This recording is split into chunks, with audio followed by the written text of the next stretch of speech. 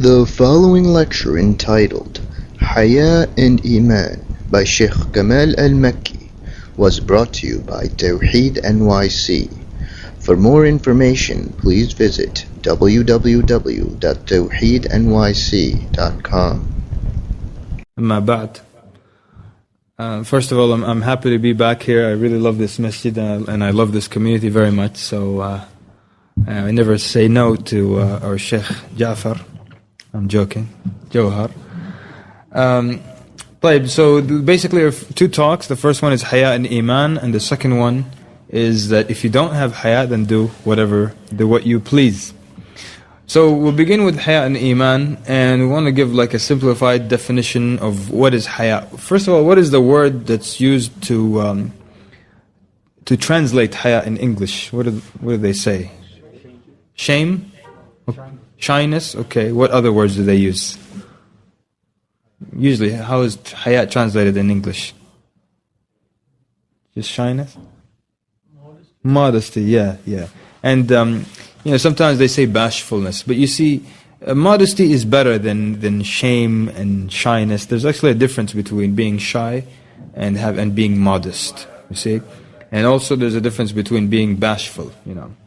Because bashful has a connotation that there's like a weakness and a fear of people and things of that sort. So Hayaa basically is when your nafs, your soul, abstains from committing sins. He doesn't want to commit sins and transgressions and bad deeds. And when it's your heart cannot tolerate sins because you don't want to see yourself being humiliated in front of Allah subhanahu wa ta'ala, or you don't also want to see yourself humiliated in front of other people as well. So your soul, your nafs becomes too dear to you for such things, for transgression, for evil deeds. And the person then, when you have Hayaa, and we're going to look at different types of Hayaa. Sometimes the Hayaa you have is in front of Allah subhanahu wa ta'ala, and sometimes it's in front of other people. We'll look at the different kinds inshaAllah. But when you have them, they will prevent you from evil deeds in any of these categories, as we'll look at the examples inshaAllah. And they also tell you that the word Hayaa comes from the word Hayaa, which means life. So it's as if to say that like the strong relationship between you having every bit of life inside you is part of Hayaa, to abstain from obscenities, abstain from sins and things of that sort. You look at interesting relationships between Hayaa and Imaan. How does Hayaa affect your Imaan and vice versa? One interesting note is that, for example, when you see, the Hayaa, for one, it prevents you from sinning and it prevents you from certain behaviors. I'll just take one aspect of that.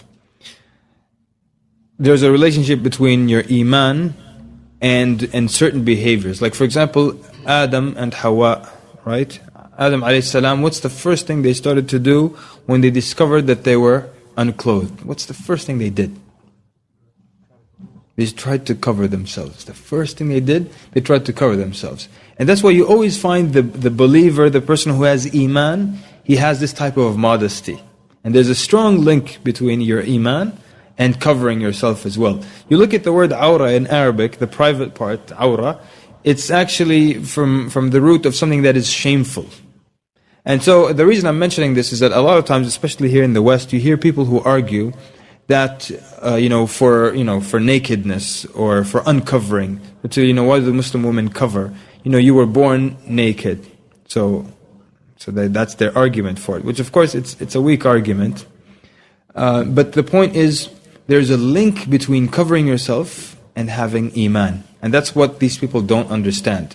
And as some scholars say, if you look at countries where this is prevalent, where they have, I'm sorry to be so explicit, but where they have like nudist colonies and things of that sort, you find that they have no Imaan and no belief in Allah, and it's prevalent especially in places where people are atheists and things of that sort, or there's not much religious influence.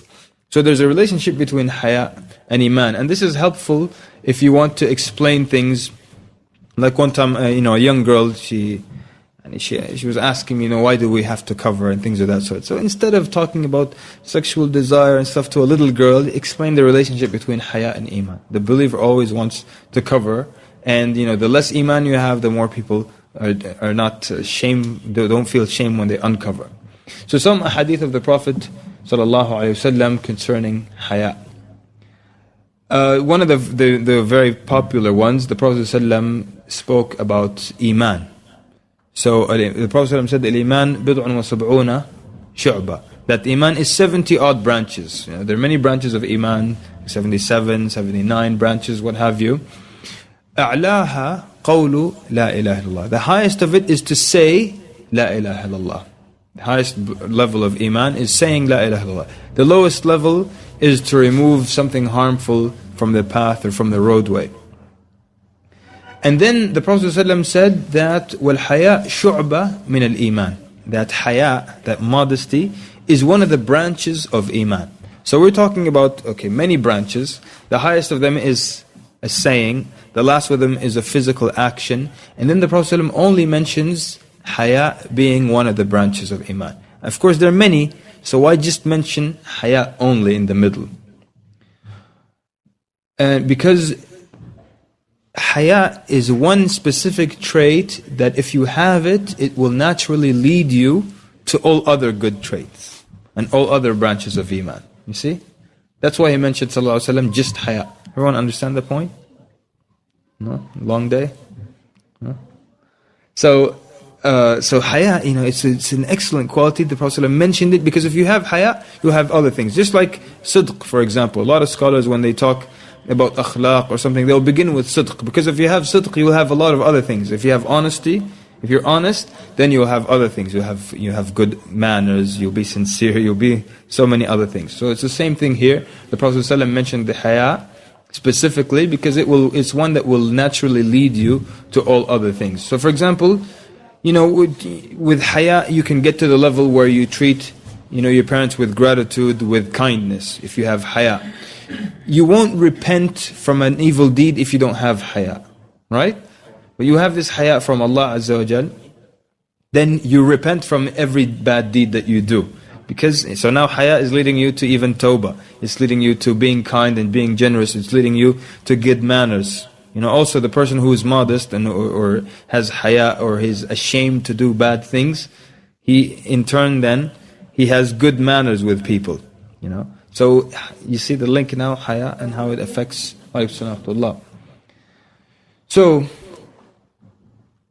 the two are intertwined, haya and iman. They're lacking. They're locked together. And if one of them lacks, the other will lack as well. If someone lacks iman, he's going to lack in haya. And if someone lacks in haya, he's going to lack in iman.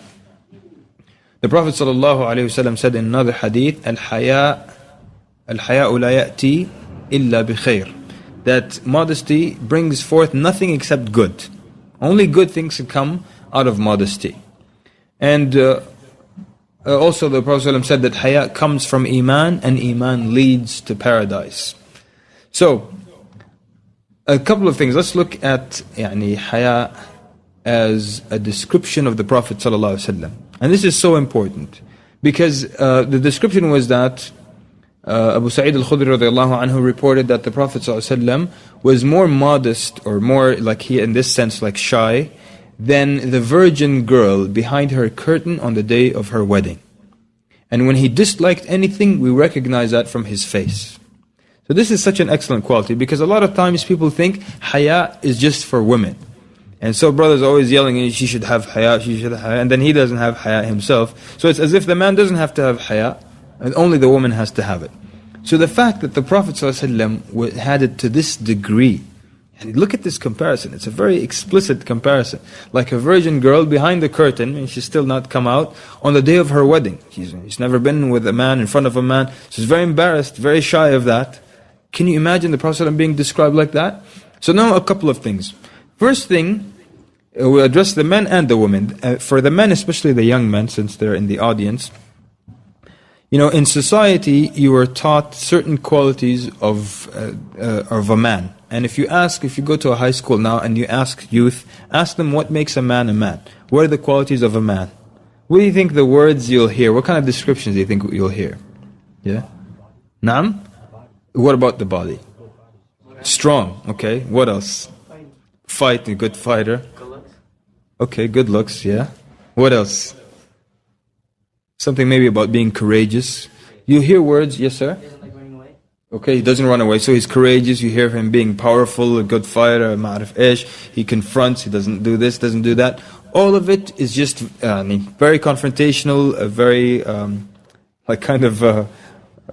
in your face, ferocious. All of it, words like power and confrontational. So this is one problem that the young men grow up here. They lose this aspect of modesty. The Prophet ﷺ had so much haya. And then here everything is in your face. You stare someone down, you look everyone in the face, you get all up in their face, as they say. So all of that is being taught to people, and they don't have time to reflect on being modest like the Prophet ﷺ. This is for the men. So this is a quality, we don't want to lose it.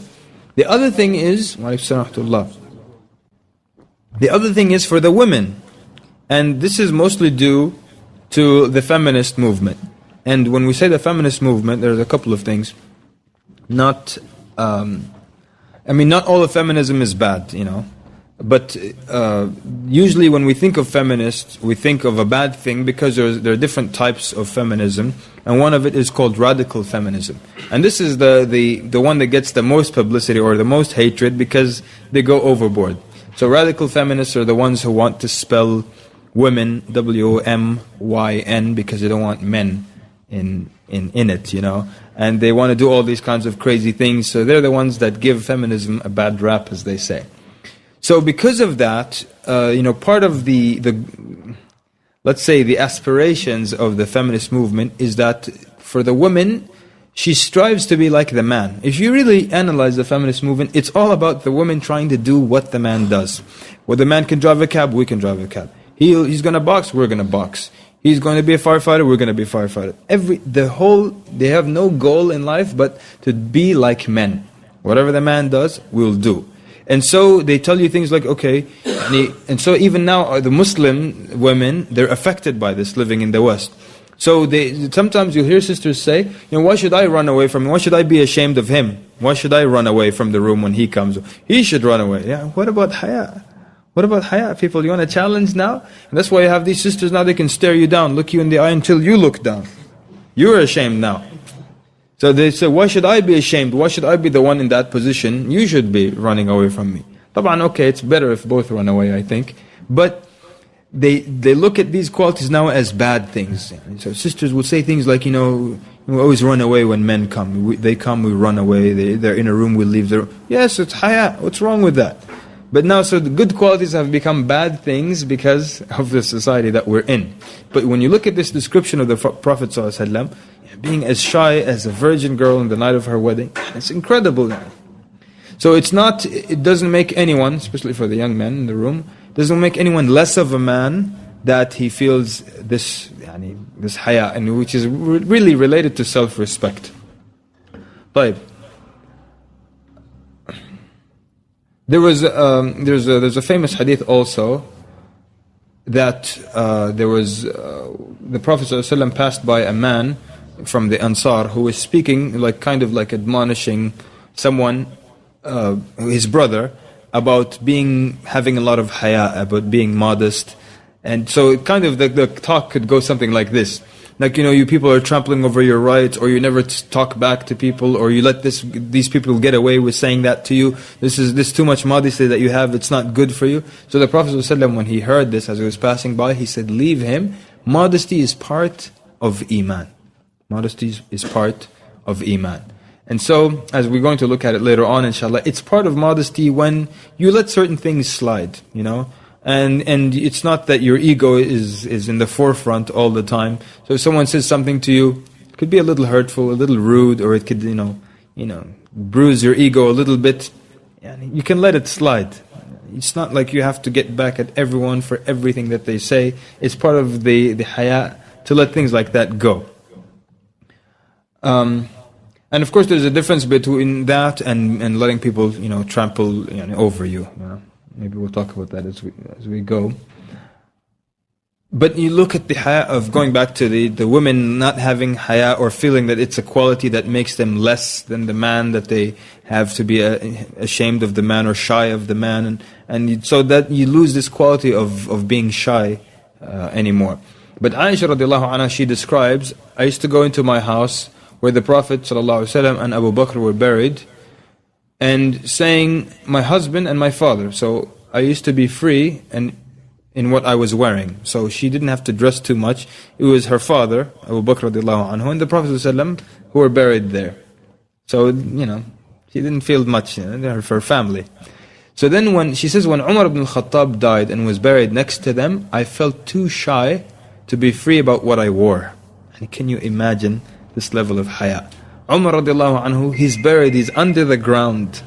He's passed away radiallahu anhu and under the ground. And she's too shy now to wear like more casual clothing and enter that room. And as someone who's deceased and under the ground. So this is something that the sisters really should remember, So it's not a bad quality. It doesn't mean that you're the weaker person if you're the one who has haya. So she said, I used to cover myself properly out of haya from Umar, even though he was dead. Cover herself properly from someone who's deceased and under the ground. Can you imagine that? But of course, things got out of hand severely these days, so, no hijab, and it gets worse and worse and worse. But just look, this is our mother, Aisha radiallahu anha, and this is how she used to behave with Umar radiallahu anhu, who could never ever see her again. From who is one of the companions that had a lot of haya? Na'am? Uthman radiallahu anhu, right? He's very popular for that. And because he had so much haya, other people had haya in front of him. And you know the story of the Prophet ﷺ when he was sitting, and like his thigh, a part of it was uncovered, and Abu Bakr came and he remained in that state. And then Umar entered, he remained like that. But when Uthman came, he covered it. And so then he said that the angels, should I not show modesty to one whom even the angels show modesty in front of? It is said that Uthman radiallahu anhu, when he would just remove his clothing in his home to bathe or something like that, he would be lowering his head out of shame because Allah sees him in that situation. Who thinks like that anymore?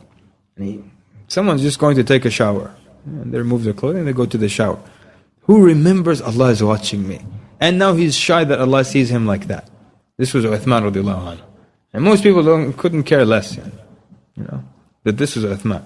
Most people, they remove their clothes, they're happy, they're running around, the phone rings, they pick it up, salam alaikum, while they're in that state, But Uthman radiallahu anhu, he remembers Allah Azza wa Jalla is watching. And so the Muslim scholars have classified haya into 6 parts generally.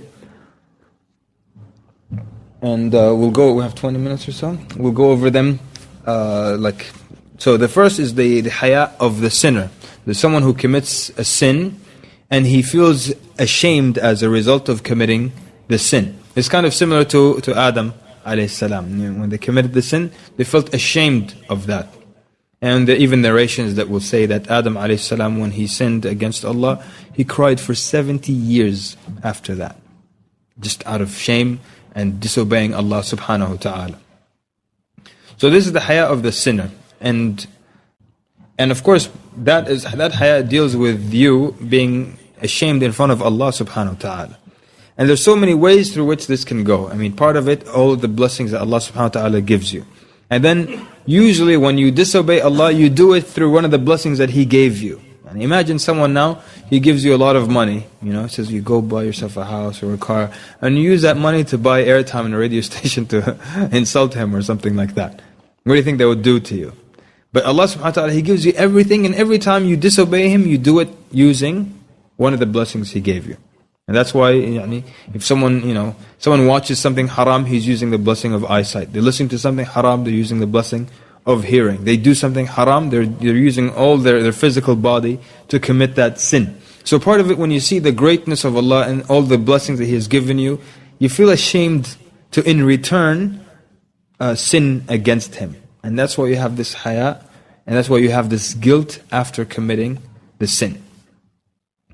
And it's kind of like the comparison that Abdullah ibn Mas'ud made that when the believer, he makes a sin, he feels like it's a mountain over his head that will fall on him at any minute. An entire mountain over your head, that's your sin. It could crush you at any minute.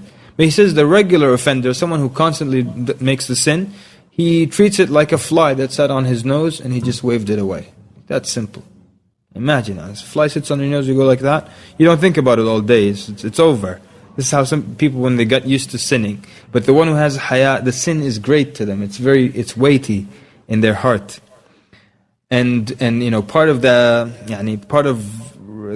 conditions of sincere repentance is that you feel this remorse in your heart, that you don't want to go back to it, but you also feel very guilty about it. So this is the haya then of the sinner, the one who sins.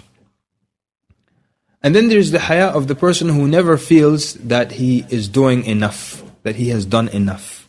And it's one of the worst things for a believer or a slave of Allah to feel that he did enough today. I prayed enough, I read enough Quran, I did good. I'm not here, I'm not falling short with Allah as far as my good deeds are. It's one of the worst things ever. So to always feel that you haven't done enough. And the hadith of the man who worshipped Allah for 70 or 500 years and he never got ill or anything of that sort, but he presented 500 years of good quality of prayers and good quality of worship. And then on the Day of Judgment, when Allah commands the angels to take him to paradise, based on the mercy of Allah, what does he say?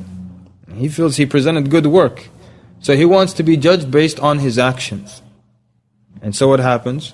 Allah asks the angels to just weigh all of his years of good prayer and good worship against just one of the blessings, which was a blessing of eyesight. And they put it on one side of the balance, and it outweighed his 500 years of good quality salah. I'm talking good quality salah, not like, Allahu Akbar, then okay, after this I have to go to the market and I got to run and do this, and not like that. Good quality salah. Didn't even outweigh the one blessing. Not counting the other, you can't count the blessings of Allah, right? وَإِن تُعِدُّوا نِعْمَةَ اللَّهِ لَا تُحْصُوهَا. You cannot enumerate the blessings of Allah. And this is also part, you feel this many times when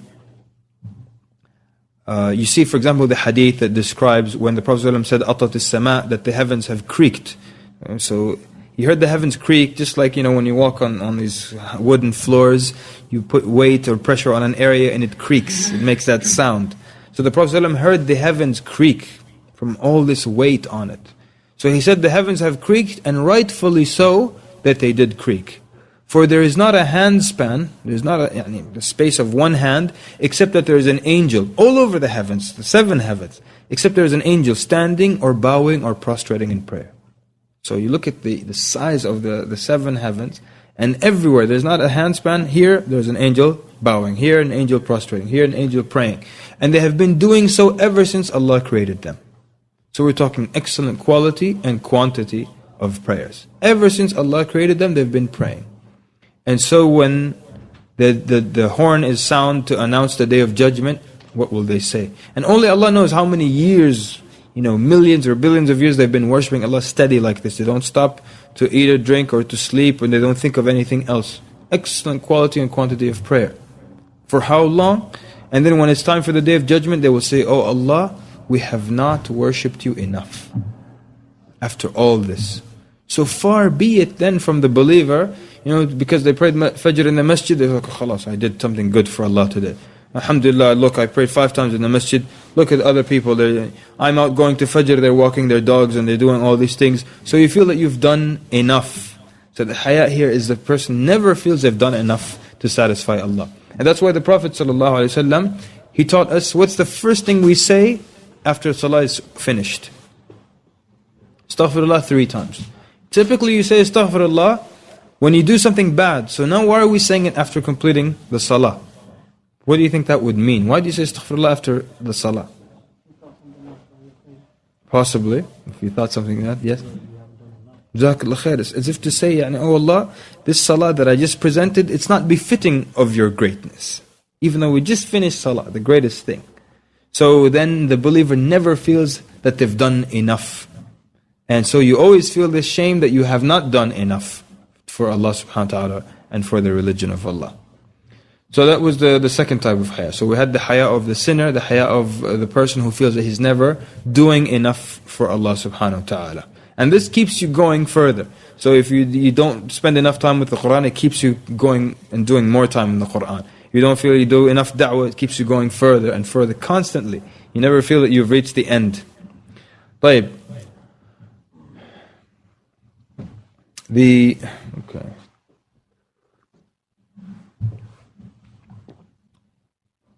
The haya related to being grateful of Allah's blessings, I kind of touched upon it with the first one, but more specifically here, this is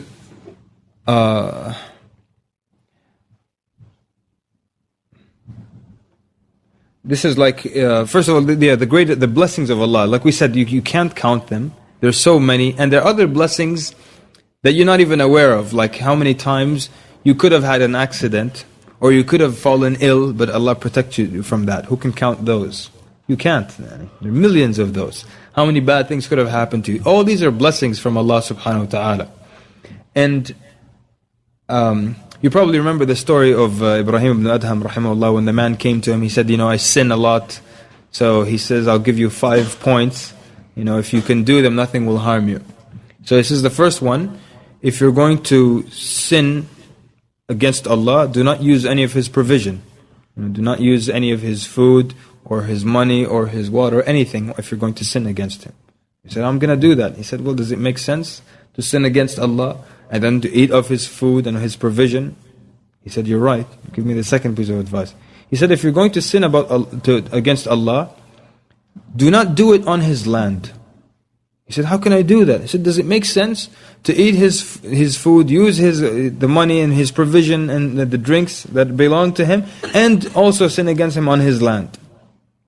He said, give me the third piece of advice. He said, if you insist on disobeying Allah while you eat of His food, and you do it on His land, at least go where He can't see you. So he said, that's impossible. Everywhere I go, Allah can see me. So then he tells him, then if the fourth thing is that if the angel of death comes to you, just say, give me a few minutes, I'm going to repent, make quick tawbah. I'll go pray over here and I'll come back to you. He said, he won't give me that time. He said, then what sense does it make to disobey Allah? He says, then when the angels are commanded to throw you to the hellfire, just don't go with them. Just refuse to go. He said, they will not allow me. And so the man, then he got the point, and it said that after that, he made tawbah. Excuse me. And he stayed away from sinning for the rest of his life. So because he recognized these blessings that Allah subhanahu wa ta'ala gives you, and in return then you use them to disobey Allah, it just doesn't make any sense. And so the believer then has this kind of haya, from not wanting to do things like this, as in gratitude to Allah subhanahu wa ta'ala. Then, and that's why, you have this saying of Dawood alayhi salam, when he said, oh Allah, how can I thank you enough, when thanking you is itself a blessing that's deserving of more thanks. Because every time you thank Allah, He increases you, right? How do we know that? If you thank Allah, He'll give you more blessings. وَلَئِن شَكَرْتُمْ وَإِذْ تَأَذَّنَ رَبُّكُمْ لَئِن شَكَرْتُمْ لَأَزِيدَنَّكُمْ. If you show gratitude, Allah will increase you. So when you show gratitude also, Allah does not only just give you more of the blessing, but He also keeps that blessing there.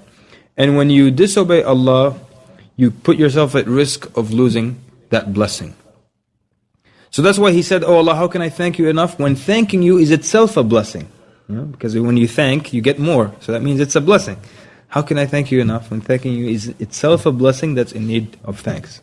That means you have to thank Allah for His blessings. But because you thanked Him for His blessings, that was a blessing. So you have to thank Him that you were able to thank Him. And then you have to thank Him that you were able to thank Him, that you were able to thank Him. And then it just keeps going. But, and then there's also haya out of love. And when you look at, also when you look at it through, naturally, through that Allah is the one who's giving you all His blessings and all good comes from Allah, you naturally love Allah subhanahu wa ta'ala. Now this is also the same, even here, if there was a human being, every time he saw you, كيف حالك, he gives you $1,000 in your hand. Next Jum'ah he's like, oh, كيف الحال, here's $1,000. He sees you at Isha here, he's 1,000. You might start just, by accident happen to be rolling in front of his house, just so he can see you. But you will naturally begin to love that person very much. And naturally you begin to love Allah when you recognize that every good thing comes to you from Allah Azza wa Jal. And this love will make you not want to disobey Allah subhanahu wa ta'ala. Not want to disobey Allah. And so when you get to this point, it's not a matter of how small this sin was. They tell you, oh well, it's just a small sin, And we said the early Muslims used to say, do not look at how small the sin is, but to look at the greatness of the one you're sinning against. So it doesn't matter if it's some people they classify sins. It's just a little thing. They color lies, white lies, blue lies, whatever colors.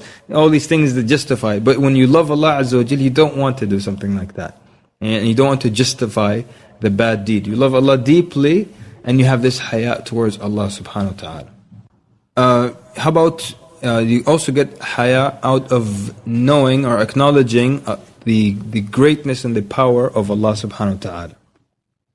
And this is one thing, this is a problem that the non-Muslims have. They don't know the greatness of Allah Azza wa Jal. And because of that, you find that they always ridicule their God in their cartoons, in their movies and things of that sort, because they don't know the greatness of Allah. And part of that also has its history, from the Bible, where you look at in Genesis that they believe that, and Allah is far removed from this, that He came down and wrestled with Yaqub alayhi salam. So then, imagine believing a Creator who came down in the form of a man and wrestled another human being, a man that He created. But the story gets worse. According to them, God couldn't win, so He had to cheat. So wrestle someone like in pro wrestling, you cheat, you put salt in their eyes, right? So here, according to them, God couldn't win, and so He touched Jacob in his hip socket, and He dislocated his hip joint. And that's why they tell you the Jews don't eat the meat around that area and things of that sort. So how will you feel the greatness of a God who came down as a human being, couldn't out wrestle someone? Or a God that will take walks, has to rest, when He rested on the seventh day. When you rest, you have to replenish your energy. That means you become weaker. That's why you need to rest, so you can get your energy back. So if you believe in a God that has to, that gets weak, that can't out wrestle people, that takes walks in the gardens and asks all sorts of ridiculous questions and does ridiculous things, they don't feel the greatness of Allah. And that's why you find even in some Bibles where they actually draw God, they draw like that. Good News Bible has drawings in it. They draw God, It's not a big deal to them. Michelangelo, his famous painting in the ceiling of the Sistine Chapel, he draws, Allah's far removed from that. Some old man with white flowing hair and big beard. That's what it is to them.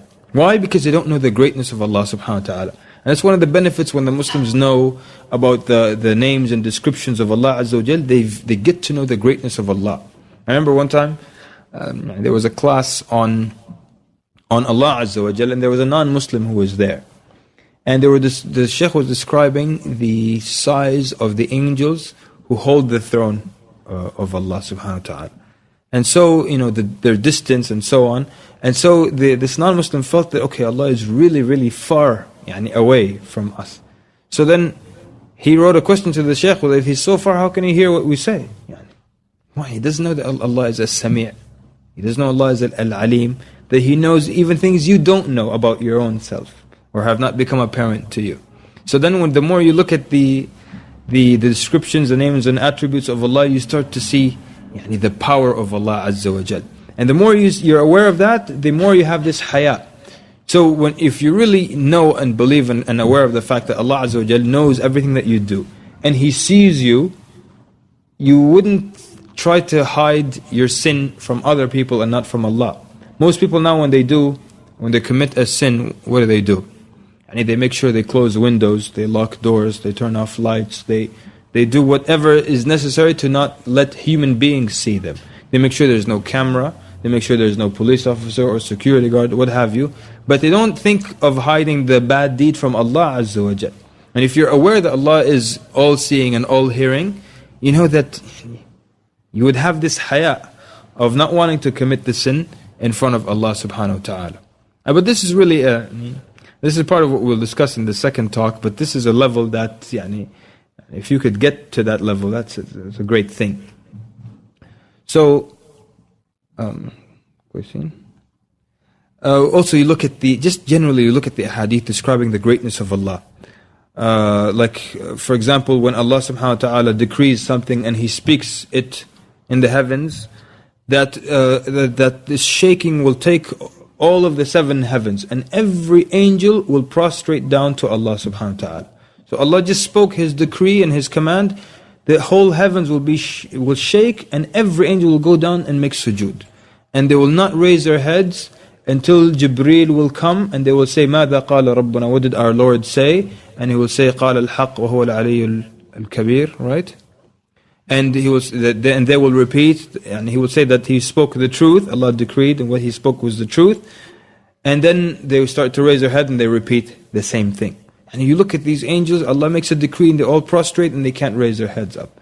Look at this other hadith, and it's the Prophet ﷺ was standing and he was talking to Jibreel alayhi salam. And so suddenly, the Prophet ﷺ described, suddenly the heaven opened, or the sky opened, and an angel started to come down towards us. He said, I saw Jibreel alayhi salam, he almost collapsed upon himself. Jibreel alayhi salam, seeing this angel come down, he almost collapsed out of fear. And he started to come, to lower himself towards the ground, almost collapsing out of fear because this angel is coming down. So the angel came to the Prophet ﷺ and asked him some questions, and then that angel left. So the Prophet ﷺ said to Jibreel alayhi salam, I wanted to ask you about this angel, but I was distracted from what I saw from you.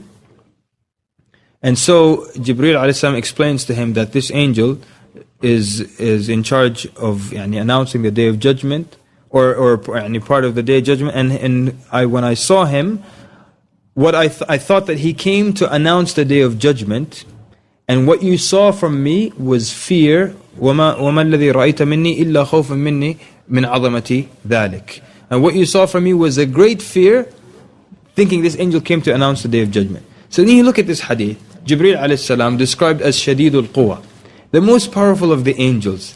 And he almost collapses out of fear because an angel will announce the Day of Judgment, or he thought the Day of Judgment is coming.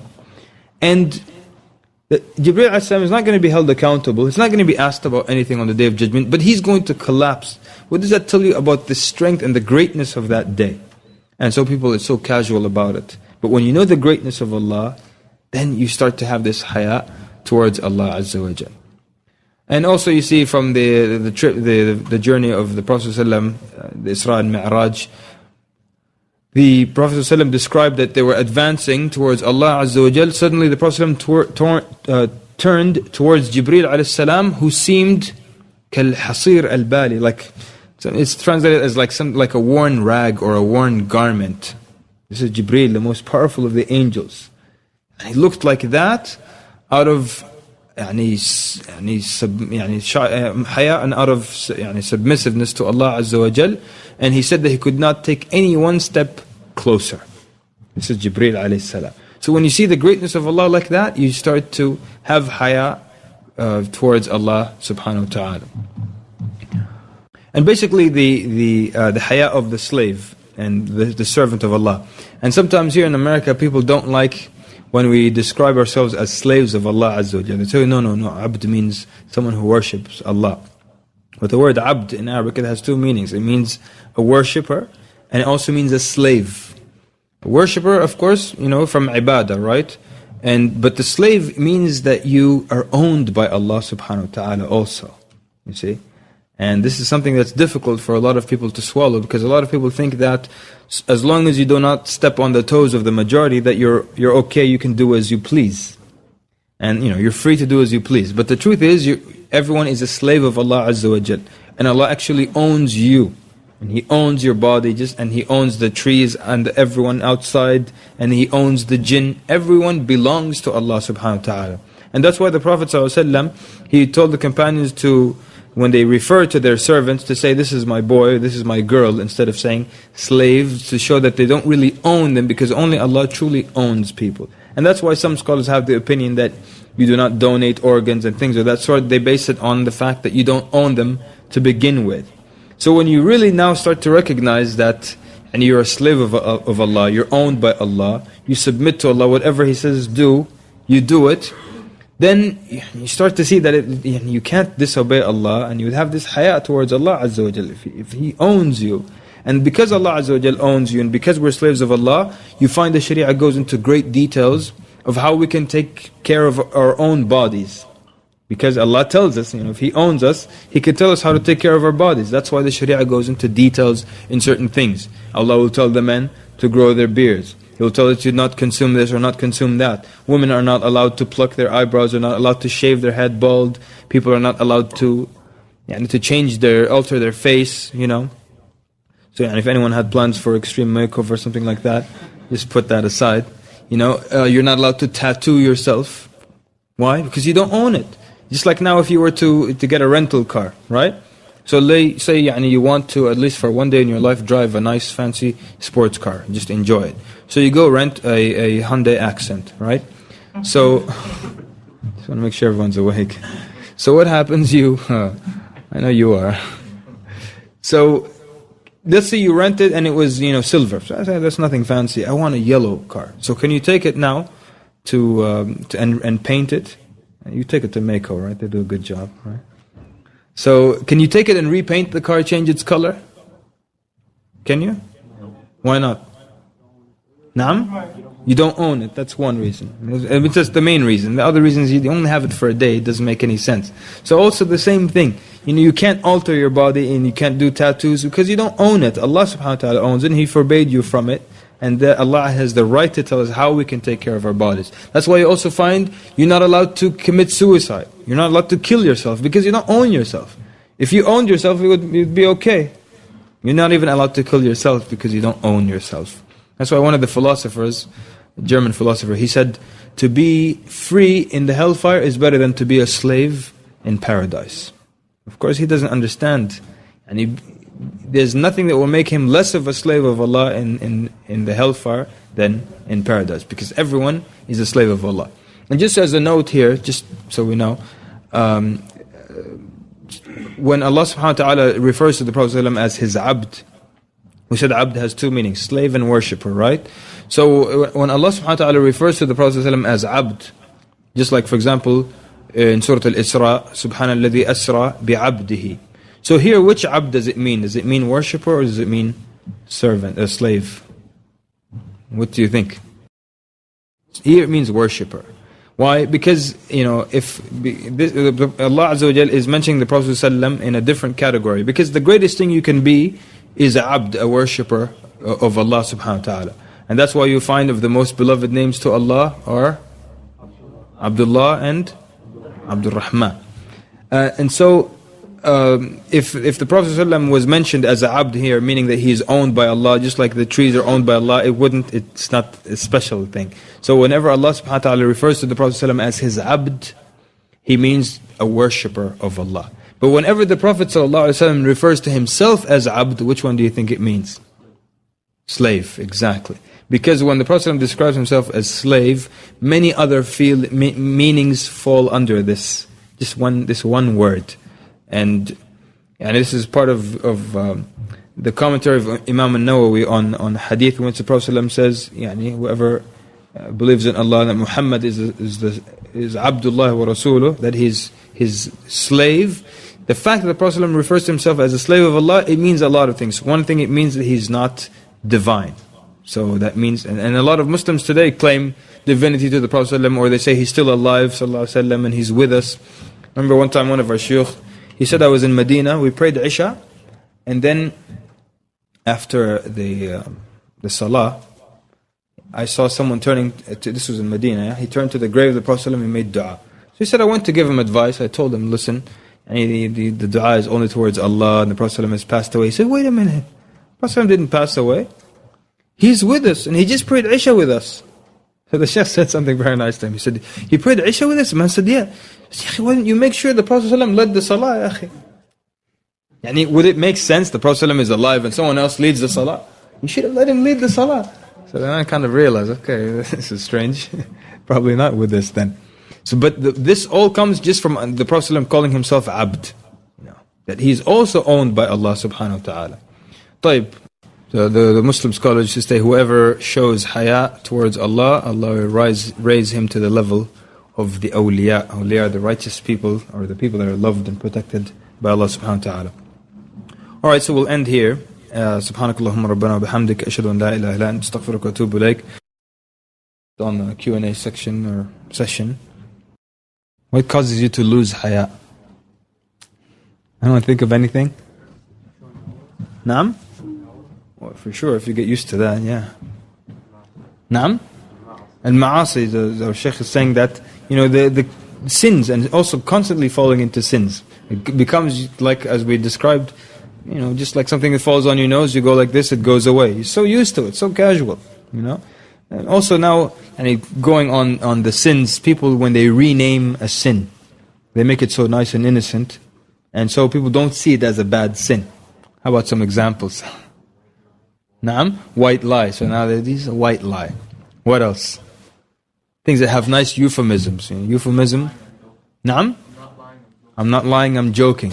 Euphemism, a word that sounds nice and it replaces something that's bad. That's not nice. So I'm joking. A joke is not a lie, or a white lie. You color it. What else? Yes, sir. Okay, so these are excuses, like things like it doesn't hurt anyone, it's alright. What you don't know won't hurt you. How about, especially the young people, the way the sins are given different names, it makes it sound very casual, From drugs to, fornication. How about fornication? How about euphemisms for that? Making love. So innocent, Or sleeping together. Like everybody sleeps, nothing, no harm. These things, they make the sin seem like, I'm just sparing the brothers my repeated jokes, but like nothing happened. She went over there and slept, I slept over here. We woke up in the morning, good morning, halas. No, very innocent. So these things, they mask the wicked deed. How about for drugs? Are there any, yes sir? Getting high, okay. Naam? Do what now? That's too hip for me. But I thought there were other things they called them, Okay. Anyways.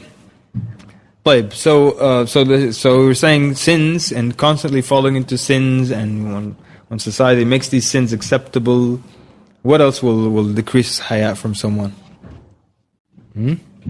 Sorry? Kibr. Okay. So arrogance for sure. And that's why the people who are arrogant, they'll be punished, they will enter the hellfire in a state of humiliation. Allah will humiliate them. And the people who are arrogant, they'll be like ants on the Day of Judgment. People might step on them. And here, they were so pompous and proud of it. How about something we mentioned yesterday that takes haya away from people? Just for the sake of this weekend, yeah. Yeah, music. How about music? It really takes haya from people. And those who don't want to agree with that, just think, ever seen any dancer who just was too shy to get up and dance in front of people? So, I'm not well clothed, I can't get up in front of these men. That's their job. That's what they do for a living. No haya at all. Generally you find respectable people, they dance in front of each other. Very strange thing. One of the things I always thank Allah Azza wa Jal for is that my father never danced in front of me in my life. That's why I always respect my father. And I look at my friends, I feel sorry for them. Like they would go to these public things when we were young. And my friend over here, Hassan, and his father is dancing up and down with his mother. La ilaha illallah. How would you feel if you see your father dancing in front of you? What a horrible... I can't imagine what it's like. But I think it's a horrible thing to see your father dancing in front of you. Allah, I don't know, I'm going into a crazy tangent, but... anything else that decreases haya? Naam? Cursing. Subhanallah. Cursing for sure it does. And these people who curse, obviously they have no regard that Allah... is listening. They have no regard that the angels will record every bad word. Allah Azza wa Jalla says, مَا يَلْفِظُ مِنْ قَوْلٍ إِلَّا لَدَيْهِ رَقِيبٌ عَتِيدٌ. Not a word does he utter except that it's recorded. It's received and recorded. And these people who use bad words, imagine on the Day of Judgment, you open your book and you use this bad word, 50,000 times. That bad word, so many thousand times. It's a nightmare. If people were told that... khalas, we'll leave that for part 2. Anything else what else decreases haya? Anything else? Can you think of anything? I've run out of things. Naam? Yeah, so like we mentioned, so just like we mentioned if you reverse the points we talked about, like if you know the greatness of Allah, you get more haya. The less you know about Allah Azza wa Jal, the less haya you will have. The less haya you will have. Yes, sir. Naam? Jazakallah khair. Actually, the brother was up front here, he said that as well. So the way you dress. And it's kind of, the more iman you have, the more you cover. The less iman, the less you cover, the worse you dress. Yes, sir? Alright. I think we're done, right? Jazakumullah khair. Sallallahu. The following lecture entitled Hayaa and Imaan by Sheikh Kamal al-Makki was brought to you by Tawheed NYC. For more information, please visit www.tawheednyc.com. Assalamu alaikum wa rahmatullahi wa barakatuh. Bismillah ar-Rahman ar-Rahim. Alhamdulillahi Rabbil Alameen. Wa salatu wa salam ala Rasulillahi al-Ameen. Amma ba'd. I apologize to the people on the right as my screen blocks me from seeing them, so my apologies. So the title of this talk is If You Have No Haya, Then Do As You Please.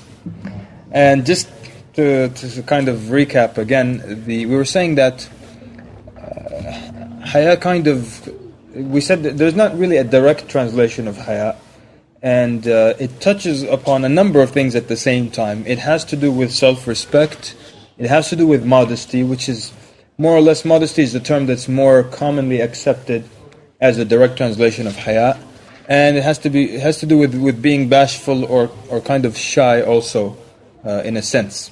So there isn't a direct word, but this is generally what we're referring to when we say haya. And haya is this, it's not necessarily translated as shyness. There's a little bit of a difference. Someone who's shy might be someone who's hesitant in facing someone. He's hesitant. Or it could be that, they're shy if they're put under, in a spotlight.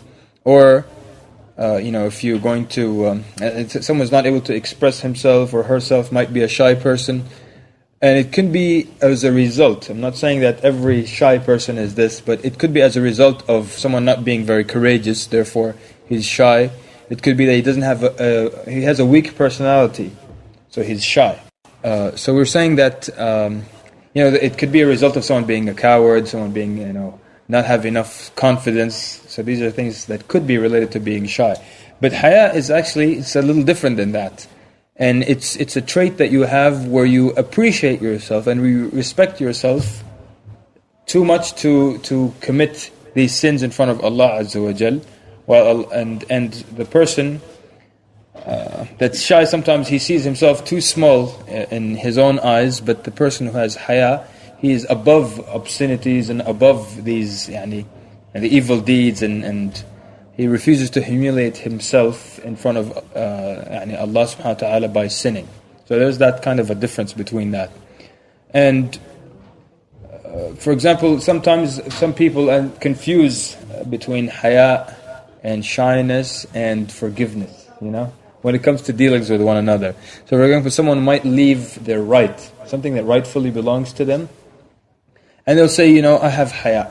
Well, in reality, they're actually shy. They're too shy to go and say, this is what happened, or this is incorrect, and this is their right. And let's make a simple example. Let's say you paid for something, you didn't get it, the item wasn't given to you or something like that. So the person is too shy and too scared to go and ask for it. So they say, I have haya, and haya is part of iman.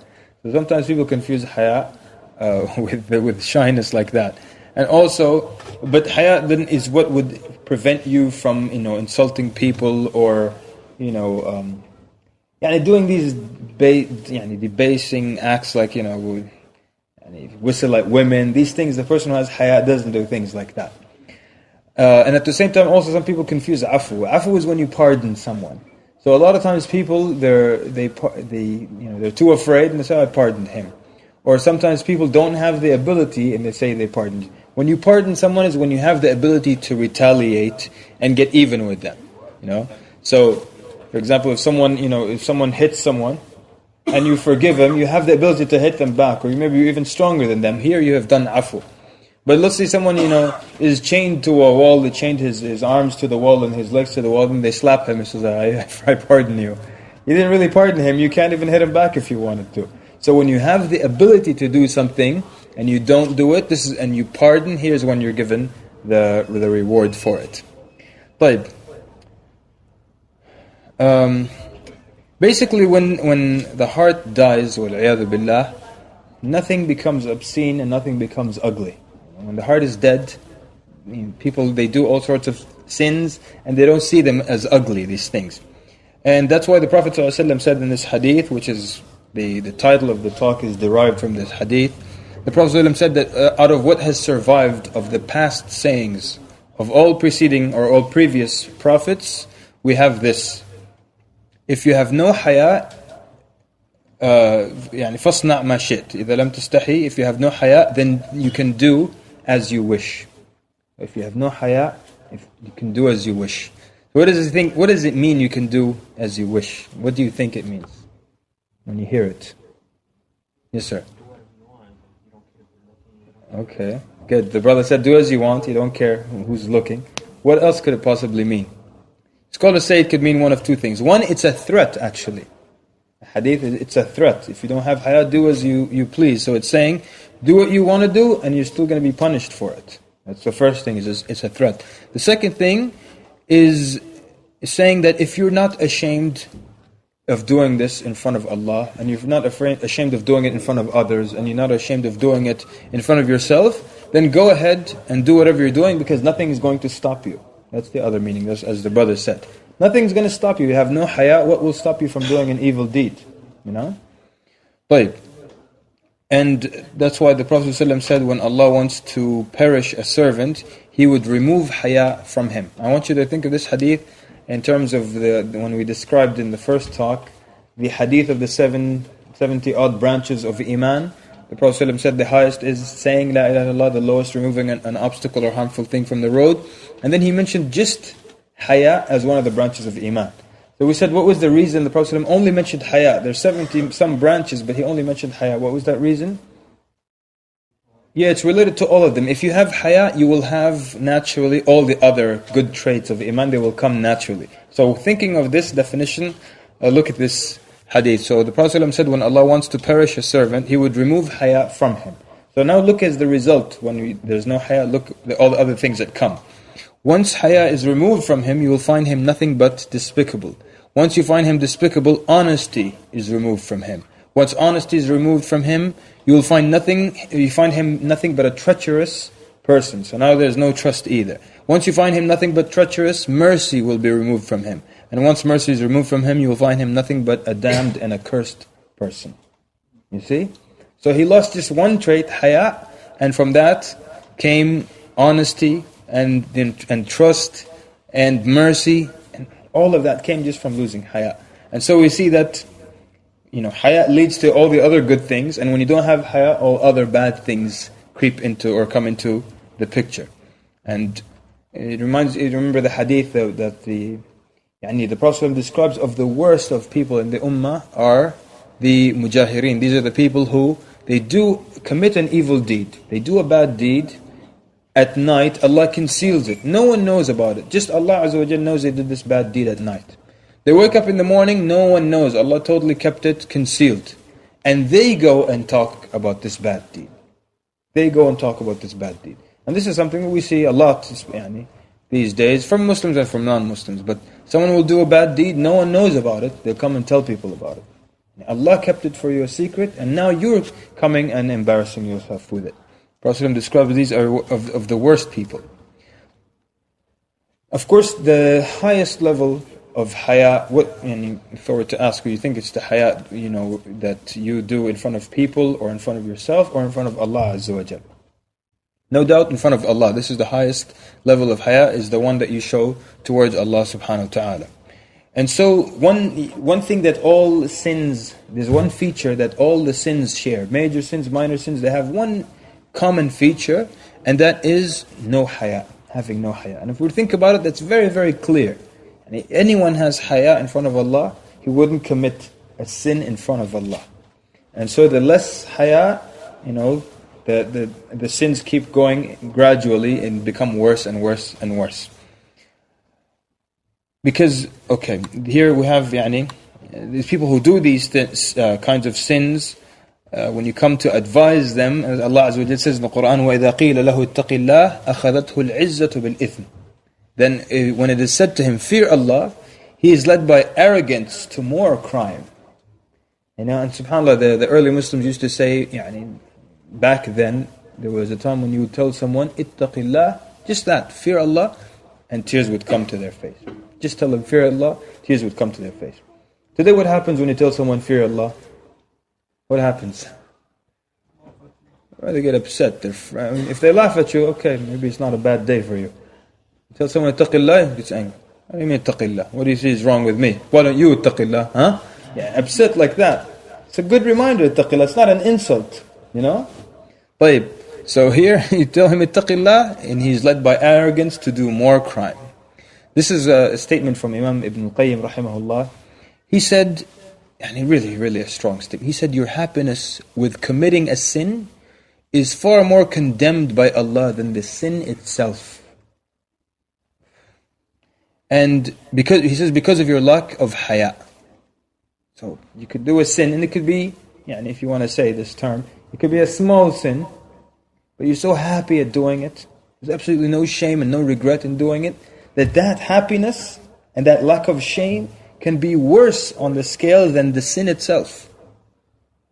And you can probably imagine many things that they're small if you do them, but if you do them and you're happy that you're doing it, no shame, it could be worse. That feeling is worse than just doing the act itself. And so, when you have haya, someone would commit a sin and he would do it without any enjoyment because he has haya, or if they're aware that Allah Azza wa Jalla is watching them. So this obviously makes it easier for the person to repent from the evil deed. And the opposite now, some people when they commit a sin, and this is part of the, they want, I don't want to use the word sweetness of the sin, but they get this extreme pleasure from the sin.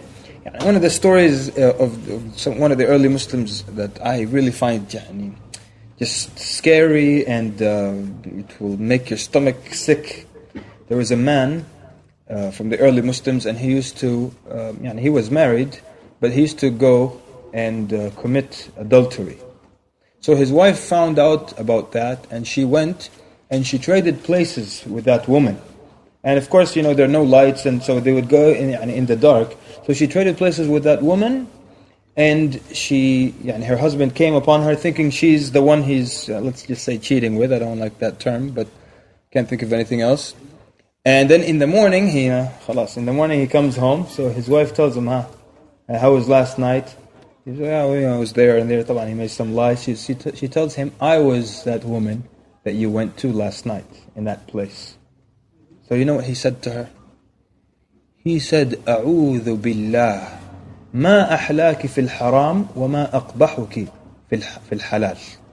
He said to her, how wonderful and sweet you are when it's haram, and how horrible you are when it's halal. أعوذ بالله. It was sweet for him. It's the same woman. It was sweet for him when he thought it was doing something haram. But when he found out it's halal, it's horrible. So, this is the effect of the sin, when the people get used to it and it has a certain sweetness and they enjoy it more, even than the halal. Even when they discover this was the same thing, they find that they enjoyed that more. That's one of the evil things. And also the sin, you can get used to it. As one sheikh was using an example, I'm just going to use his example. So let's say there's a brother who had a mashallah big bushy beard, come all the way down here. Assalamu alaikum is always, putting his fingers through the beard, having a nice day. So then what happens, stuff happens and he removes all of it. So the sheikh was saying, when he comes to first he'll start going with a scarf around his chin. It's cold, even in the summer, because he doesn't want people to see now. The big beard is gone. So he comes with a scarf every time. And first he starts to pray at another masjid who didn't see him before with the big beard. After a while the scarf comes off. And then he'll come back to his original masjid. And then after a while he gets so used to it. So the sheikh was just trying to use it to illustrate how when you get used to the sin, there's nothing wrong with it. You just look at it, there's nothing wrong. And this can, apply to any other sin. Someone gets used to it, then they get this high from creating that sin, وَالْعِيَاذُ بِاللَّهِ, from doing it. And they go and they strive and they go through efforts. Just like someone who's addicted, who wants to do that thing, they do anything possible and spend any amount of money to commit the sin. Just as a note here, the people who, when do you get reward for not doing a sin? For example, someone wanted to go out and get drunk, for example. And then his car wouldn't start, so he couldn't go buy alcohol. Does he get reward for not doing a sin? No. Why not? Intention was to go, but he didn't go. So, now, because you do know that if you intend to do something bad and then you don't do it, you get a reward. But you said this guy doesn't get a reward. Why not? Yes, sir. Go ahead. Yeah, no, my grandmother. Yes, you. That just came out. I always say that to my students. Sorry. He was young, I just said it. Go ahead. I don't know how you spoke when I told him. Okay, but go ahead. Good. It's like his car wouldn't start, but he still wanted to go there. Okay, good. The car wouldn't take him, so he couldn't go there. MashaAllah, Jazakallah khair, young man. Very good. It wasn't that out of fear of Allah, he didn't do it. I like that, huh? It's not that out of fear of Allah that he didn't do it. It was, the car wouldn't start. He still wanted to do the sin. He still longed for the sin. You get reward when you don't do it out of fear of Allah. If his car started and he thought about it, he said, Taqillah, and he turned it off, then he gets a reward. But also, like some scholars also say, caring and trying to hide the sin from the eyes of other people, more than in front of, not caring about Allah Azza wa Jal, they say that also could be more intense than the sin itself. Because you're afraid people might see you, but you're not afraid that Allah subhanahu wa ta'ala can see you.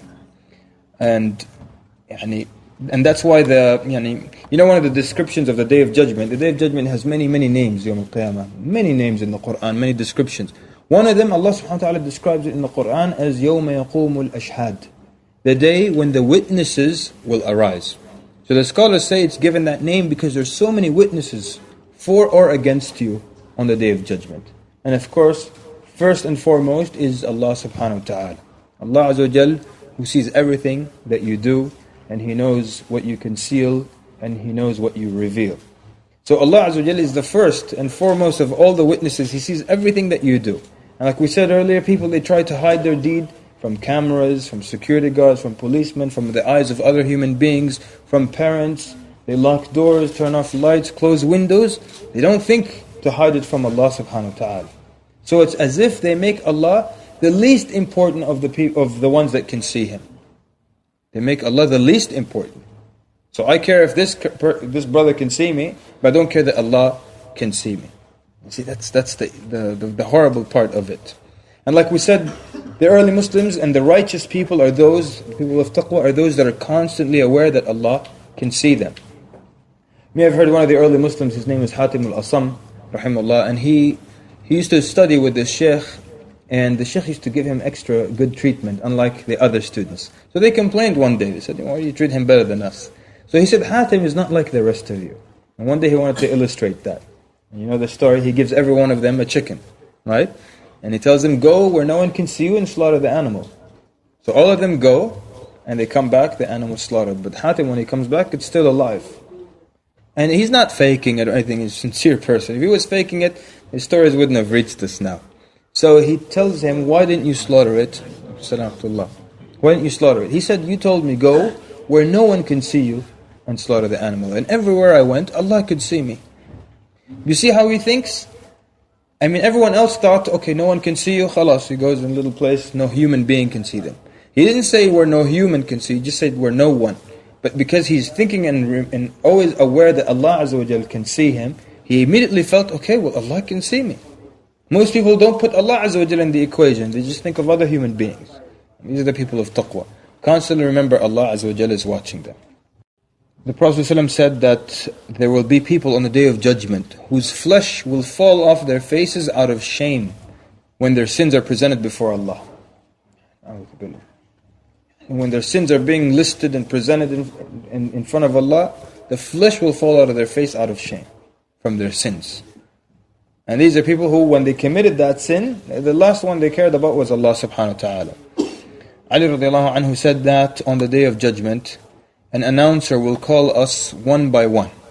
And they will call the person by his name and his parents' name, and the person will be frightened and ashamed. And so the person will not move and not be able to move. But the angels will know him because of the terror. So everyone is standing, they call this person by his name and the name of his father, and the angels can recognize him from the people because how terrified that person is. Then the angels will take him and place him before Allah, who will address him. As the Prophet ﷺ said in the hadith, "My servant or my slave, have you become so arrogant as to disregard me? Did you not think that you will meet me today, or did you forget that?" And we all know this, and everyone in this room, we know that we're going to stand in front of Allah. And He's going to list to us or mention and judge us and mention our sins to us.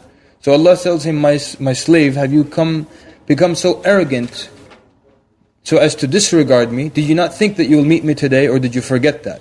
My slave, were you not ashamed when I was looking at you while you were gazing at forbidden pleasures? SubhanAllah. Were you not ashamed while I was looking at you while you were gazing at forbidden pleasures, while you were walking to forbidden places, and while you were touching forbidden things? My slave, did you take me so lightly? Have I been so unimportant to you? SubhanAllah, imagine Allah Azza wa Jal saying that. Did you keep your best, this part wallahi, we should faint. Did you keep your best attitude for the people and come to me only with the ugliness of your sins? Did you keep your best attitude to people? And this is how people are. In public, they show you the best of what they are. Smiling, being, lowering the head in khushu' and iman to people. And then at home, they're friends of the shaitan. So that means people, you show them the best of what you have to offer. Your best akhlaq, your best attitude, and you only show the worst to Allah when you're alone with Allah. This is the most horrible thing about the sin. You show your worst side to Allah. Or as some scholars say, do not be an enemy of shaitan in public and his best friend in private or in secret. So then this is the witness of Allah subhanahu wa ta'ala, who sees everything that you do. And beyond that, there's also the witness of the angels against you. And this all parts builds your haya. That Allah Azza wa Jal sees you, and if you're aware of that, you would have haya in front of Allah, and you wouldn't want to sin in front of Allah Azza wa Jal.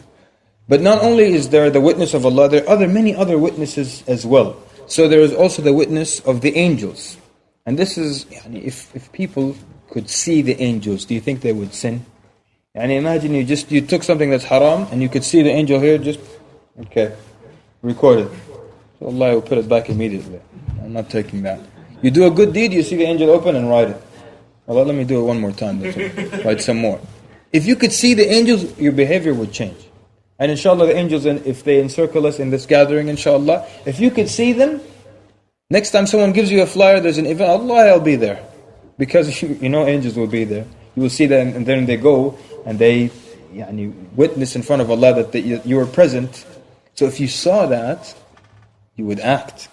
Same way, the Prophet ﷺ described before you enter the masjid on the day of Jum'ah, the angels make dua for you as you enter the masjid.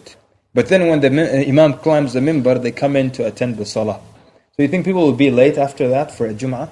Really, you think anyone will be late in New York for any Jum'ah khutbah if they could see the angels make dua for them while they're entering? They come late, the angels are already inside. No dua for you today. You think anyone will be late?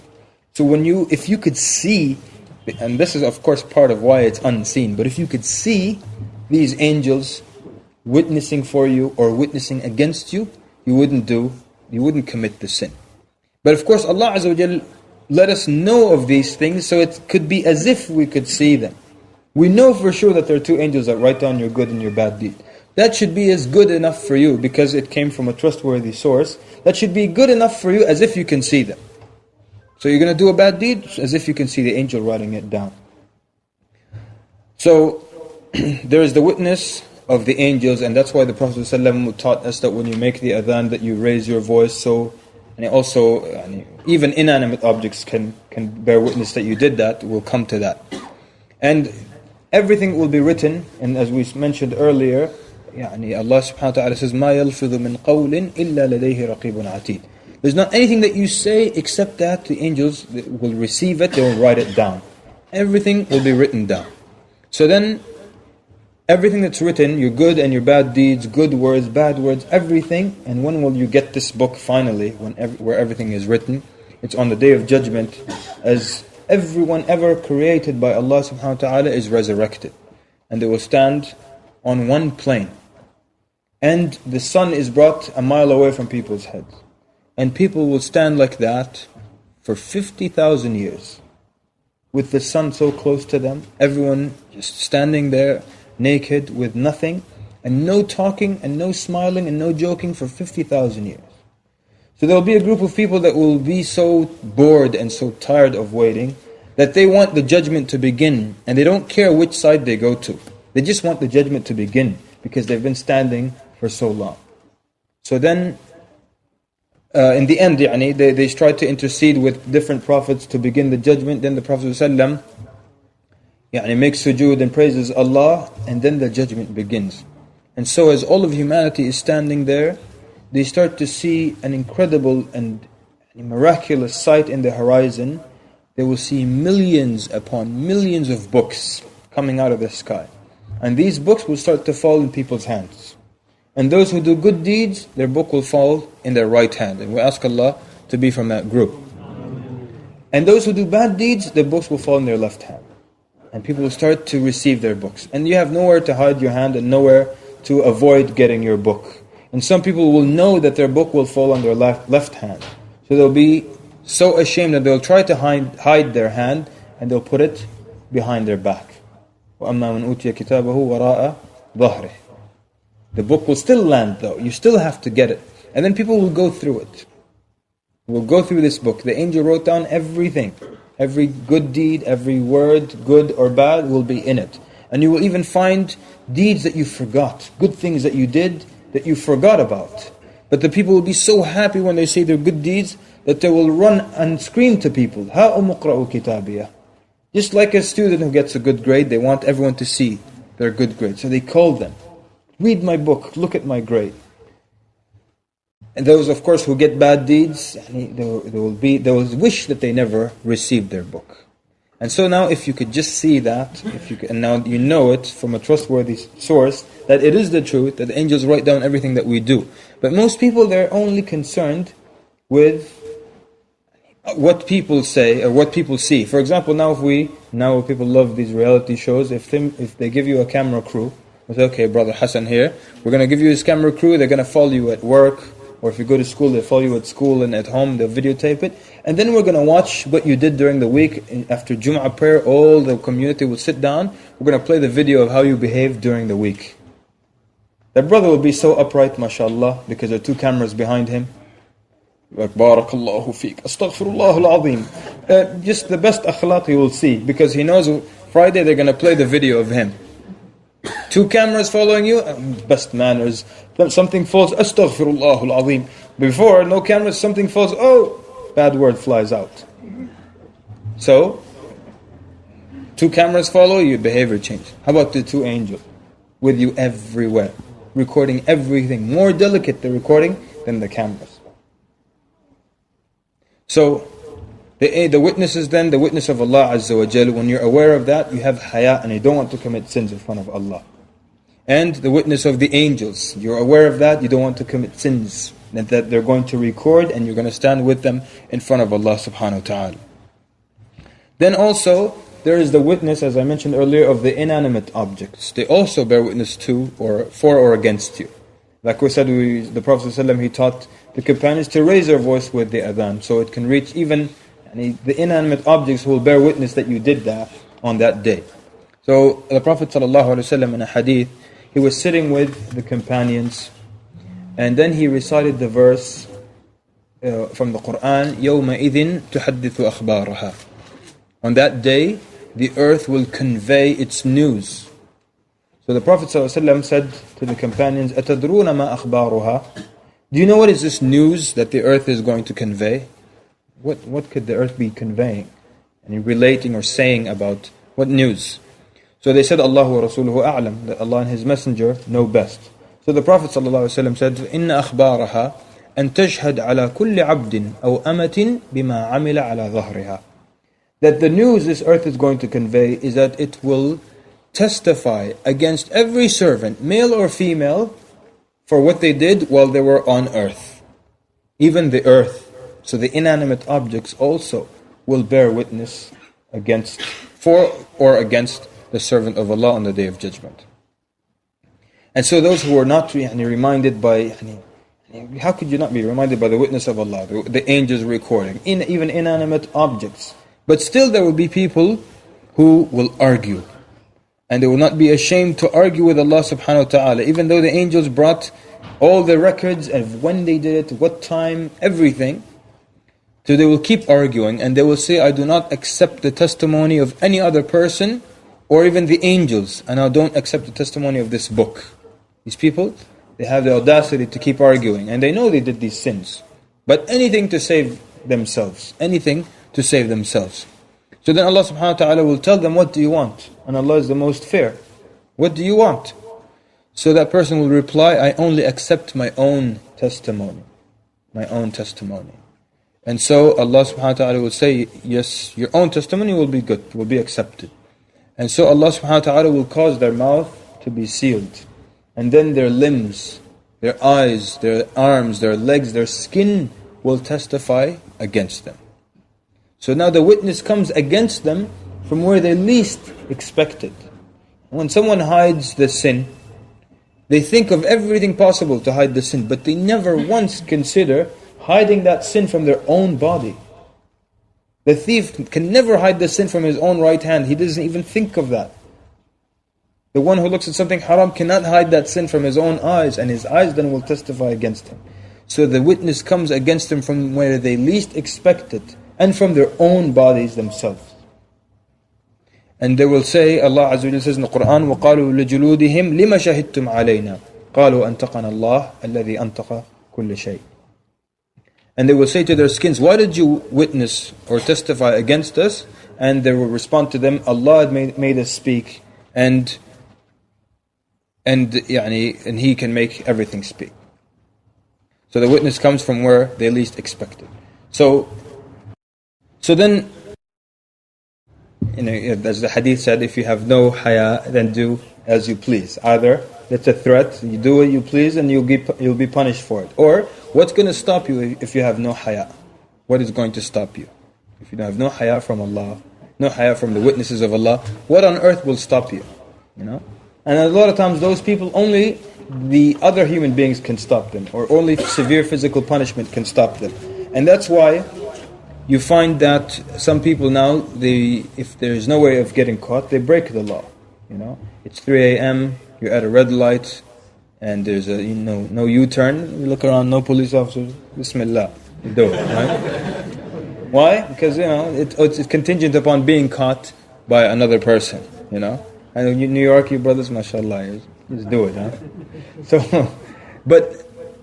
And part of the success of the Islamic law is that the people, the main goal is for people first to fear Allah, and that's why they don't commit the sin, that's why they don't steal. Then the second part is that if the people didn't have enough iman to prevent them from the bad deed, at least they will be deterred by the severe physical punishment on earth. And so if the thief didn't have enough iman to stop him from stealing, out of fear of Allah, then at least he might be afraid of the severe physical punishment. And that's why also it's always, this is always the more successful way, the Islamic way, versus then, the punishment not being too severe. I always like to give the example of the punishment for the drug dealer in Saudi Arabia. You know what it is? Na'am? Death, yeah, they get their head chopped off. So I think it's wonderful, it's great. All these cool drug dealers, if we did that here, and all these cool drug dealers would be driving these cool cars, but with no heads, So the severe physical punishment deters people from doing it. And that's why it was said that there was a time in Muslim history when you would leave your money on the floor and you could come back 3 days later and it's still there. Still there. Because of a lot of things. People, they had the fear of Allah Azza wa Jal. And they also knew the rules of the Lecutre, when you find something on the floor. And now the rules have changed. At least I'll tell you in Sudan, when you find something on the floor, you take it, it's yours. But you keep it for 3 days, then you spend it.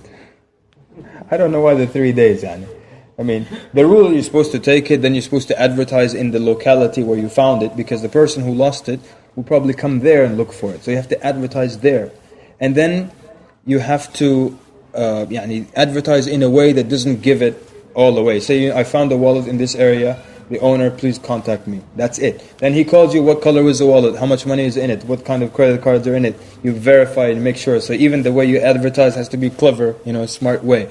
And then the scholars say that even if, let's say, the owner never came, alright, you found a wallet with $500 in it, and you advertised, and you have to keep advertising, and then the owner never came, you lost hope, and you spent it 10 years later, the guy comes. I lost a wallet here, $500, you have to give it back to him. You see? You have to give him back the money. So that's why when you know this fiqh, you never pick up anything from the floor. Just leave it. It's because if you don't, if you pick it up, then you have all this responsibility of advertising. But some of the rules now change as far as sometimes you can hand it over to whatever authority, but I think Sheikh Jawhar will can elaborate on that. So if you find $20,000, it belonged to some drug dealer, but he hid it in the woods, and then you found it. Do you return it to the cops, or do you donate it to the masjid? Or Sheikh Jawhar can answer that. What do you do, ya Sheikh?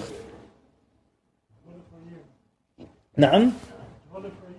Hold it for a year, and then it's all yours. I like that fatwa. It's good. Huh? Like I said, one time a friend of mine asked him, Yahi, there's a reward for $500,000 for this. Is that permissible? He said, Yahi, you find the money, I'll find the fatwa, no problem.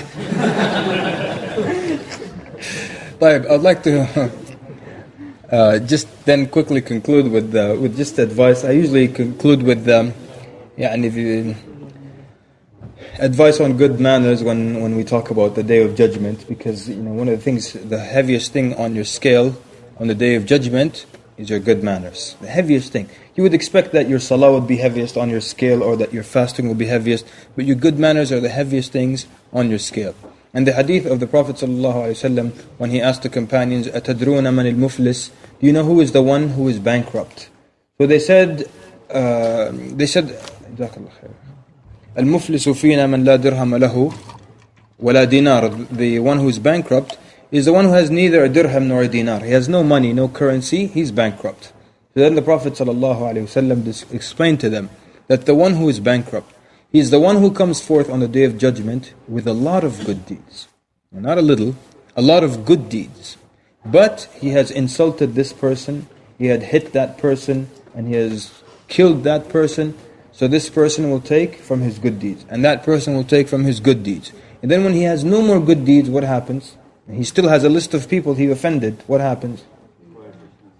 He starts to take from their bad deeds, until the Prophet ﷺ describes he will be thrown into the hellfire. Imagine that. Someone who came with a lot of good deeds. He did a lot of charity, he did siyam, he did zakah, he was always in the masjid, MashaAllah, alhamdulillah, brother. And then he had bad manners. All of that was gone now. And that's why the scholars stress the importance of good manners. You can do all the good deeds, and then because of your bad deeds, they won't help you on the Day of Judgment.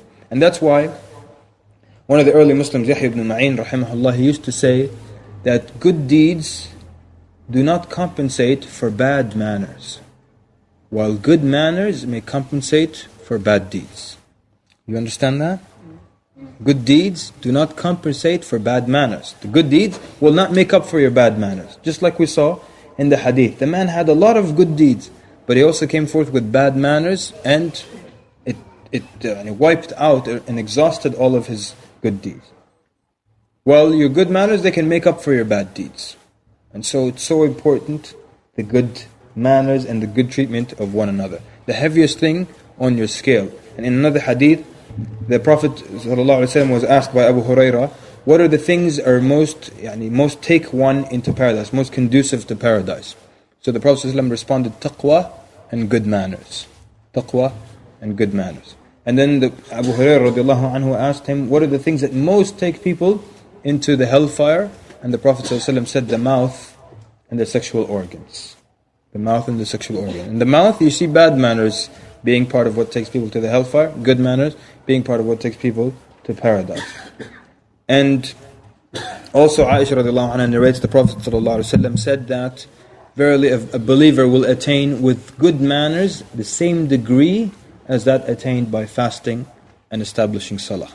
The same degree as that attained by fasting and establishing salah.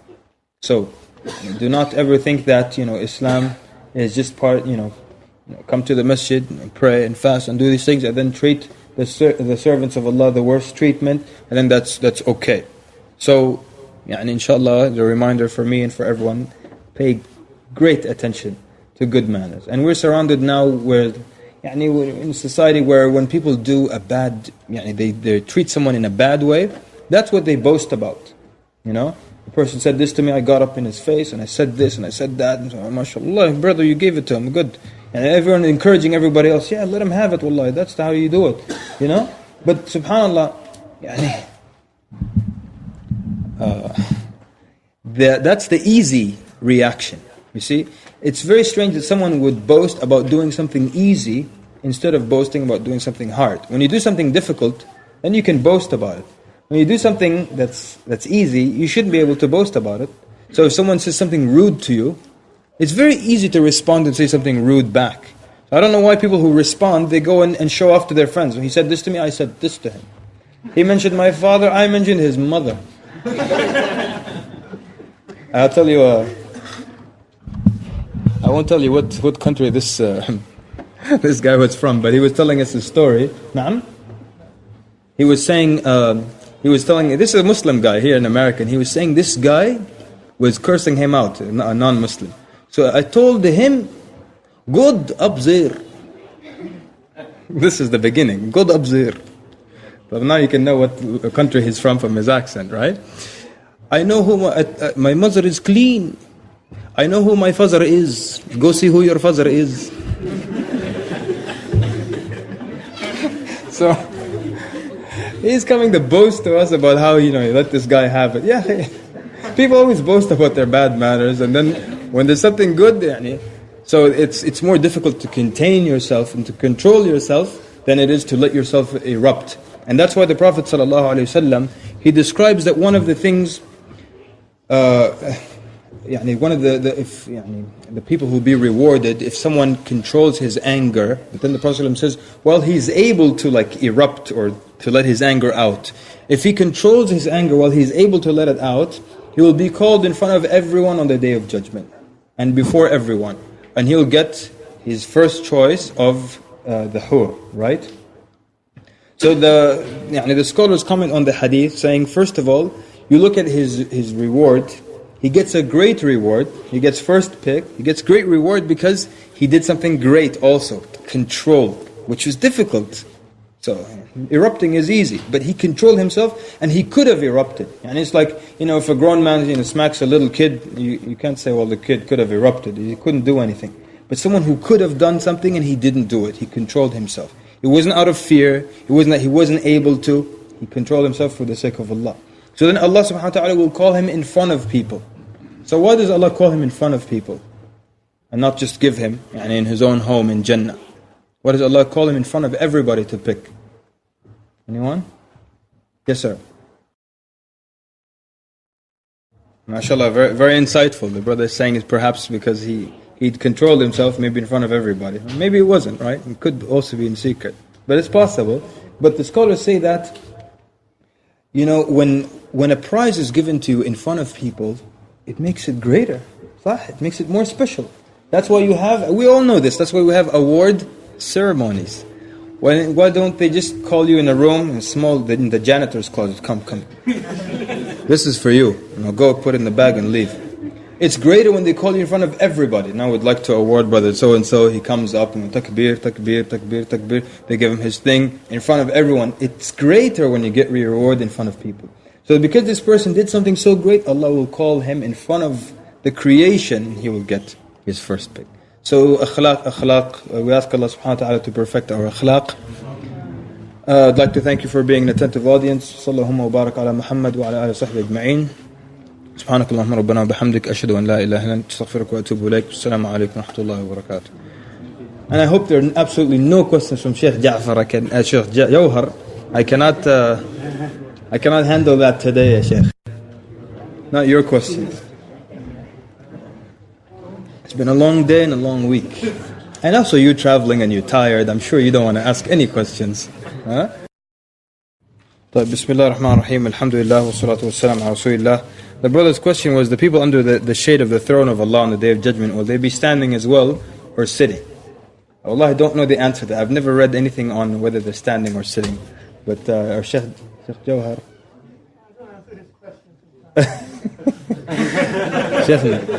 عندك فكرة? I don't recall anything of whether they're standing or sitting. Does anyone know anything? I'm tempted to say I don't know if there is such a thing, but just being with the sun that close and people, their sweat to their ankle. And you, Habibi, you asked me a question. Listen now. Oh, Sheikh, عندك جواب? عندك جواب؟ لا خلاص. The Sheikh has an answer. تفضل يا شيخ. تفضل. ما فيش جواب؟ Right. Anyways, the point is, the people, some of their sweat to their ankle, the sweat to their knees, and people drowning in their own sweat. So it's not. So it's just to be relieved from that difficulty of the sun being so close is a blessing in and of itself. Then, if I'll be inshallah given the option to stand under the shade, wallah, I'll stand on one leg. Not an issue. So, تفضل يا شيخ. تفضل. عندك جواب له؟ لا بس. طيب, Allah knows best. This was a question from the sisters. I know the answer to the first half and not the second half. The question was, does being around the opposite gender in the workplace take away from haya? And the second part was, what should I do if I cannot find a job with women only and you really need the job? The first part is that, it can take away from haya, because usually what happens is that after a while, barriers between the men and women start to break down. And this is in a non-Muslim workplace and even in a Muslim workplace. Sometimes you see Muslim organizations or companies, and when they first hire the sister, it's like this, Assalamu alaikum, sister, from far away, كيف الحال? Sister, I need you to print this, astaghfirullah, everything like that. Then what happens after working there for a month or two and sister, where were you yesterday? Why were you late? And why? MashaAllah. What happens? The barriers broke down. And so then there's less and less haya. And that's why sometimes you see sisters in hijab doing some things, you say, La ilaha illallah. Why? He's so used to being around men now. And he's sitting in ways that are inappropriate and jumping up and down in hijab. Why? You got used to being around men. So it could take away from the haya, especially when the barriers start to break down. And if she really needs a job and she can't find a place with women only, what do you suggest to Sheikh? Sheikh is saying from the fact that it's a necessity, then she can. But of course, now that it's a necessity and she can, it doesn't mean that the rest of the day is hey giggle giggle. But she also does her best to stay away from from intermingling and freely and things of that sort. Allah subhanahu wa ta'ala knows best. Anything related to our topic? I have one written question. It's not related to today's topic. Jazakallah khair. Maybe she'll pick from the single brothers, So, the brothers always ask, when they hear men being rewarded with women, always the question comes for, what about the women? And as one scholar said to the women, that they should be absolutely and 100% certain that Allah will not let their reward get lost. And even if we don't have a specific,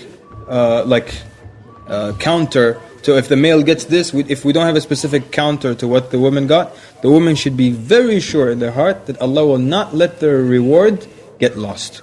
And also, part of, as some of our shuyukh say, part of how Allah like honors the woman is that he doesn't tell her things like that. He doesn't tell the woman you're going to be given men and stuff like, so it's kind of different, the situation. So just be 100% certain that if there's a lot of the rewards that are mentioned for men, a lot of them automatically apply to women unless it's something specific. So if there's something specific mentioned for men and nothing for women, be 100% sure that your reward will not be lost, and Allah knows best. Anything else related to our topic? Because this question is not related to the topic. Well, I think just to repeat the question, the brother is saying that those of us who go to public schools and there's a lot of intermingling and not much of a barrier between the sexes, he said, what advice do you give? Wallahi, there's just one advice that really comes to mind. Because given the situation and the kinds of things that people put up with and in high schools, it's just absolutely unbelievable. These high schools are just absolute jungles. And so I could no way put a schedule and say, do this, do that. Wallahi, the best thing I can say is just fear Allah as much as you can. Fear Allah as much as you can. If that's your agenda, to fear Allah as much as you can, that will cover your gaze, it will cover how close you physically get to women, all these things. And in these high schools, wallahi, there's even no such thing as distance now between men and women. And sometimes you go to a school or something, give a khutbah, someone wants to come ask you a question, sister will get in your face. You move back, she comes close again. You move back, these things are all lost. So just fear Allah as much as you can. That's the best advice I can give you. Wallahu ta'ala alam. The question talks about music. Seems like this question always comes up when I'm in this masjid. Is it sin to listen to music? That's the first one. And the second one, how can a person remove the addiction to music? Of course, and yes, the answer is yes, it is, because it's something that's haram, and you're not supposed to be listening to it. The person the questioner used the general term music, so I'll assume he's talking about something that has instruments accompanied in it, and not poetry that's recited in a melodious way without drums and without any kind of instrument or anything that imitates the sound of an instrument. So if that's the case, then it is not permissible to listen to it, and it's sinful to listen to it. Then the second question, how can someone remove the addiction of music?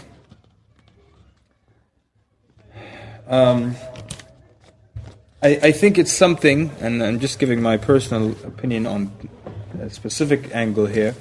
I think it's something that people become very accustomed to and very used to, but I don't believe you really get addicted to it, where it's so difficult to quit listening to music that you need, as I said, a patch to put on and then, or gradually decrease listening to music. There are many people who just stop listening to it because it's not something that you require so much. And even when you want to listen to a song, it's not such an intense craving. But of course, one of the ways you can stop, if you want to call it an addiction, is that you fill your heart with something that is the total opposite of music. And that is the Qur'an.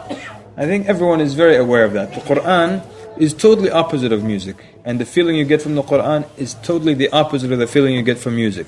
And the effects of the Qur'an are also the opposite. Because the Qur'an, it calls you to good manners, to haya, to good deeds, to fear Allah, to having the feelings of taqwa. And music does always the opposite of that.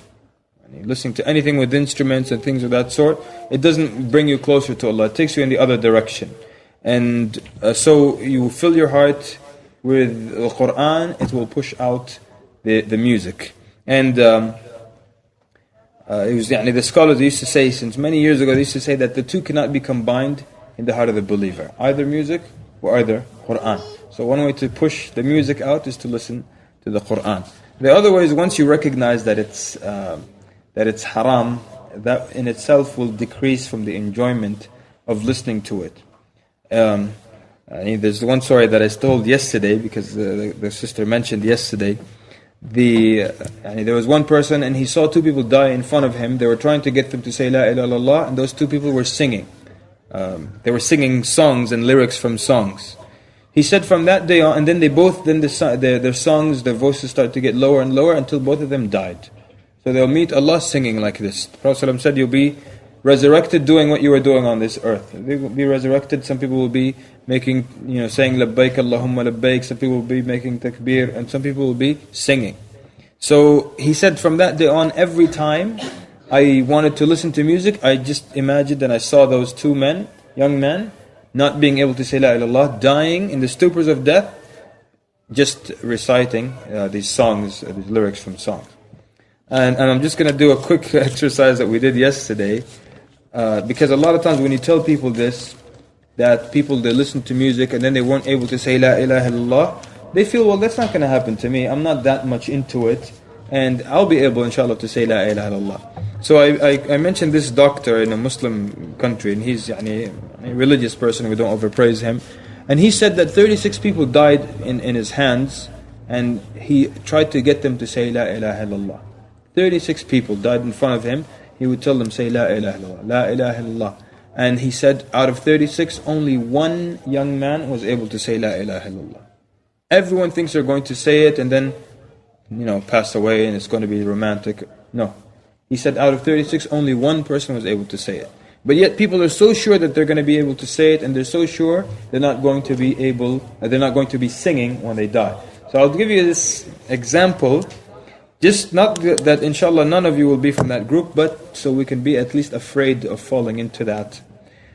When you've probably had a song stuck in your head before, right? So this dumb song, and it's a tune that you probably don't even like, it's stuck in your head all day. And you tell the brothers, yeah, I'm singing this thing all day, I'm trying to get this out of my head. It's some dumb song stuck in your head. You're awake and conscious, 100% awake and conscious, and you can't control this song coming to your mouth. So what happens when you're in the stupors of death? Stupors of death, it's like a drunken state. When you're in this state of death, when you're conscious, you can't stop it. What makes you think when you're in the stupors of death, you can prevent something like this, or one song that you love in the back of your head, coming to the tip of your mouth and coming to your tongue when you're in time of death? Also, people, we should all examine ourselves. What kinds of things roll out easily from our tongue? I mean, when you have a near accident, or you drop something, it breaks, do you say Subhanallah, Astaghfirullah, Bismillah? What naturally comes out of your tongue? And do you curse and do you damn when something falls? Do you say a bad word when something falls? So if the natural thing that flows out of your mouth, bad words, a curse when something happens, what makes you think that good words and La ilaha illallah will come out of your mouth when it's time for death? I'm only saying that we pray to Allah Azza wa Jalla. No one in this room is from that group, but I'm only saying that so we can recognize it could happen to us, and we should be afraid of it, and we should never be overconfident with our iman and what we will experience at time of death. We should always be afraid of that, and when you seek refuge in Allah from that and you're afraid of that, you can never enjoy listening to music, knowing that these lyrics can come, and this is how you will meet Allah on the day of judgment. Wallahu ta'ala a'lam. The Shaykh wants to add to that.